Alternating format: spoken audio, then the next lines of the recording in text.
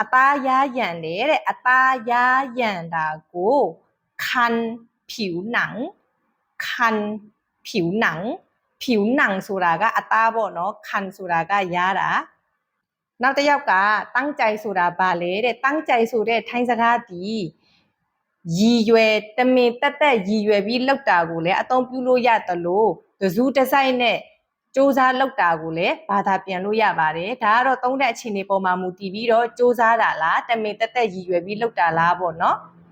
နောက်တစ်ယောက်ကရစ်ဘလော်ပေါ့နော်ထိုင်းစကားကနေမြန်မာအတန်ထွက်လို့ရေးတော့ရစ်ဘလော်ဒါပေမဲ့ထွေးထွေးခန့်မှန်းတာကတော့ရစ်ဘလော်ကိုပြောတာနေမယ်နော်ရစ်ဘလော်ဆိုတဲ့ထိုင်းစကားဒီပြီးမြောက်ဒီပြီးစီးဒီလို့ဘာသာပြန်လို့ရတယ်လို့တေတတ်တတ်ရတီလို့လည်းဘာသာပြန်လို့ရပါတယ်သိချင်တဲ့ထိုင်းစကားလုံးလေးများရှိရင် comment မှာရေးထားခဲ့နိုင်ပါတယ်ထွေထွေ reply ပြန်ပြီးတော့ဗီဒီယိုလေးလုပ်ပေးပါမယ်နောက်ထပ်ဗီဒီယိုမှာဆုံကြမယ်